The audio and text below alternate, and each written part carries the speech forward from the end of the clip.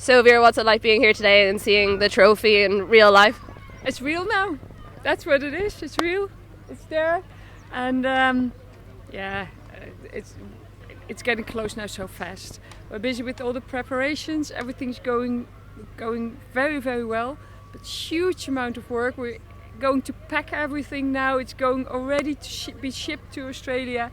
So up to the training camp and up to the preparation.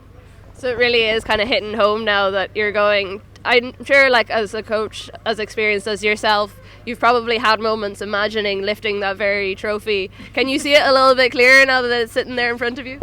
Yeah, we make a little joke. We also need to be realistic. That dream, it's not even a dream. That is something, it's unreal. What is realistic is that we make Ireland proud, because we give our all. We've made steps by the 20th of July, and then we'll see if we can get a result somewhere. Who knows where we go, but lifting the trophy, that's maybe one step too far. And it's been a really nice day just seeing all the girls around, all the young teams. I know we half interviewed some of them earlier. What do you think it'll mean for that generation, the fact that they get to stand there beside the World Cup trophy, get their photo taken, and then watch you guys all go off? Yeah, I think a lot of girls will be very, very jealous on them. These are school classes. We've chosen for school classes because that is where it all starts. So there were many girls who are not yet really involved in football, but they do train and play within their schools. So the next step is to get them to clubs and to have that connection from where it really, really starts to the very, very top. That's what we aim for today. That's magic, and that will give an inspiration to a whole generation. And as you said yourself, everything's kind of ramping up now, and there's lots of different events and people are talking about everything that's going on. How do you kind of keep everyone on level-headed and remind them, while this is all great and it's fun, there's also a job to be done? To not put everything on their shoulders. The players are training and getting ready and getting better. Still have their club games, the last club games. A few have already stopped playing, have their rest now, are on their holidays. So from the 12th of June we go straight ahead to the World Cup. And there's been talk about... No, you're fine. There was talk from the European Clubs Association about releasing players within international windows only. Is that something you're concerned about in terms of the squad? I'm really concerned. It's not been wise of the European Club Association to say it like that. There's players that do not have any football for 11 weeks. If you would only release them on the 10th of July, with a 10-hour jet lag going to Australia, you can put the ambulances next to the stadium to transport them to hospital with ACLs. So what they say, the safety of players, they need to ask the experts first before they come out with something. What they have to say, and that is what I want to give to them, is every single player needs to have at least 2 weeks of rest before you build up again. That makes sense, and that is something that they should say, not the release of 10th of July with finishing leagues now last week. Because there's players 11 weeks without football. It's crazy, and it's just a panic reaction on the base of all the injuries in England. They should look at their own clubs, at the training methods. Why do Chelsea not have it, and why do other clubs have it? That is what they need to find out. And is it something that you've had discussions with, say, clubs or players about in terms of making sure that you're aligned with the national team and also what the club want out of players? Excuse me, sorry, I don't understand this question. Is it something that you've talked to players and maybe their respective clubs about in terms of... Oh, okay, I'm sorry. No, you're fine. Yes, of course. We were forced to write a letter to all the coaches explaining why and how and to the detail of what we done, what I actually wanted to do after the season, to not bother them with it. But because of the European Club Association, we were forced to already inform all the clubs and to have talks. From next week onwards, I will have talks with all the clubs.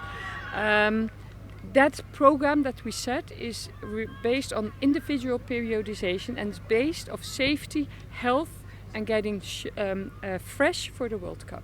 So it has nothing to do with overload. It has to do the opposite, to make players ready for the resistance that they will feel during the World Cup. And I think the European Club Association should maybe call me a moment. Obviously there's still a bit of time to go, and we've talked to you before about the selection headache that you have ahead of yourself, and I know you said that it's not a job you particularly enjoy. Is it becoming any clearer in your head as you get closer to actually announcing the squad? Yeah, of course we're getting closer, but every single player gets to the last minute a chance to show her level. And the highest level she shows is a standard. And you can see on Lucy Quinn, she was standby. We had worked a lot with her on what she had to improve, and it was more tactically than anything else. She has the power, but it was not effective, it was not functional. And now suddenly the penny dropped, and with her we're working to get it more effective, in that the positive result of the game that's influencing that. And we had the guts to put her in the lineup against USA, and she grabbed that chance. So she's in a complete different situation now as before the USA. Great, thank you so much, Vera. You're welcome. Thank you. Olivia, it's not the first time. Olympic torches, World Cup trophies.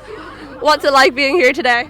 Well, the World Cup trophy now, that's special. Like, it's right behind me, and I can't believe it's actually there. Like, and you can see it.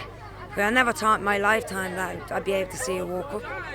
How did it make you feel when you actually did see it? Because they did quite a nice little unveiling. It was behind a black cover for ages, and then they took it off, and you could just see everyone's faces being like, "Oh my God, it's actually there!" Yeah, because it's nobody thought you'd ever see it. And when you see it, actually, I thought it looks very small, but when you're up close, it's actually huge. And the descriptions of the teams that won and all, so it's very good to see it up close. And I enjoyed all the girls that are here today, and them filing past you and Abbie and saying hello to you, and I think kind of recognising the legend that you are. What's it like being around this sort of atmosphere where everyone's just excited and happy to be going to this tournament? Yeah, but it's brilliant, Kathleen, for the simple reason is they're all girls and they all want to play football, and they're all looking at Abbie and myself and seeing what Abbie did and seeing what I did in football, and they wanted herself. So for them to be here today and see this where we didn't, it's absolutely fantastic. And we're celebrating the 50th anniversary of the women's team this week, and it's the perfect timing for the trophy to be here. It kind of is just, encapsulating how far we have come. What's it been like for you over the last week? Kind of like there's been a lot of stories of all the older teams and the newer teams and what everyone has gone through. What's that experience been like for you watching all the celebrations? That's why I met the 1973 team there Friday, and it was unbelievable to meet them because they were my trailblazers, and now I'm Katie's trailblazer and Neve's trailblazer. But as you said, it's a whole week of football. To see all the girls, I've never seen so many girls here want to play football, and that's what it's all about, to get them to play football and to be able to go to another World Cup, to a European Championship when they're older. That's what it's all about. Yeah, it's nice. It just feels normal being here today. It doesn't feel like there's anything unusual, and hopefully we get a lot more opportunities. How are you feeling about the team's chances now that we're just a couple of months out? Well, the team's chances, I've been asked a few times, and I feel like if we get a result or even a draw in their first game against Australia, it's wide open. The group was wide open, so don't be surprised if Ireland do get through to the quarter-finals against England, because it can happen. The World Cup is very unpredictable. I mean, there's Morocco who got to the semi-final, the final, so please God Ireland can do a Morocco and we can go to the final. We're not asking for much. No, enough, but madder things have happened, you know what I mean? So. And about the amount of injuries that England have at the moment as well. I know they're European champions, but you wouldn't count your chickens before they've hatched in that one either. Well, this is what I'm saying. Their captain is out, their centre midfielder is out. There's a lot of them out, but girls don't fear anyone, especially after the two results against the USA. Absolutely brilliant results. People don't realise the magnitude of that result and the way the team played actually in the two games. Because to me, at the start of the two games, they should have scored. So it could have been easily 1-1. So the girls are just keeping progressing. And teams are going to be afraid of them in the World Cup. And do you think we're going to see any surprises with the World Cup squad selection? I don't know. I'd say one or two, maybe one or two selection, because the two games against the USA, you can see we had a creative player. She was very good, and the Ava Mannion, the new girls coming in, but I think she has a good headache before she goes to the World Cup. It's not a bad one. They're all great players.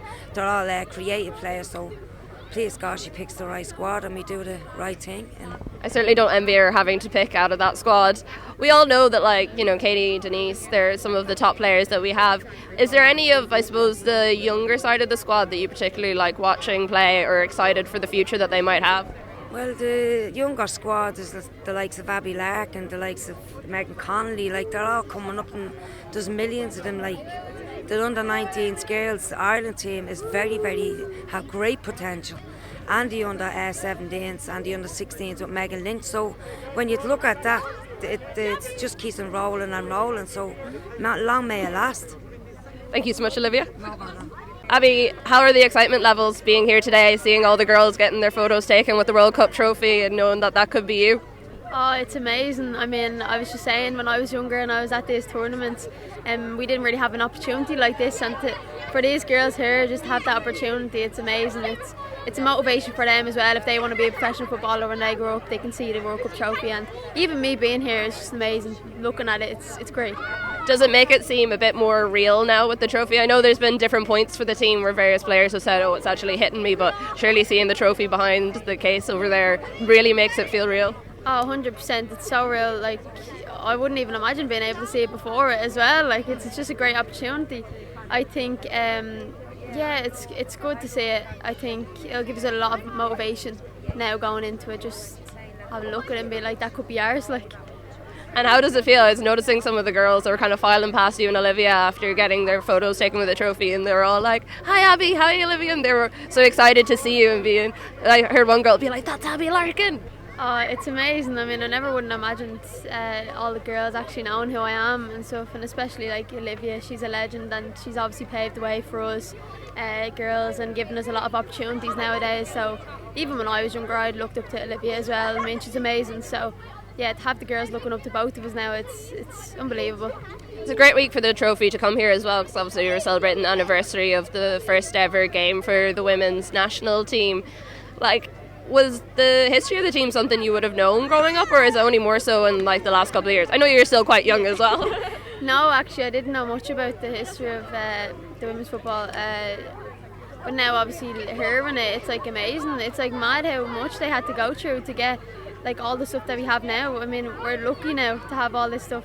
Obviously when Olivia was growing up, they didn't have much, so I mean, it's just a great opportunity we have. We're kind of well into the league now. How are you feeling about it? Yeah, not too bad actually. Yeah, we're doing well. I'd say if we just keep it up and doing what we're doing, we'll get the results we need. Do you kind of feel like the team is where they want to be at this stage of the season? Yeah, I think we could do a bit more improvement and gluing together as a team more, but yeah, I think we're doing well. I think we're in a good place. And how are you feeling about the game this weekend? Yeah, I'm excited out on that Lance pitch. Not a fan of the pitch, but yeah, we'll just go out and do our thing and see what happens.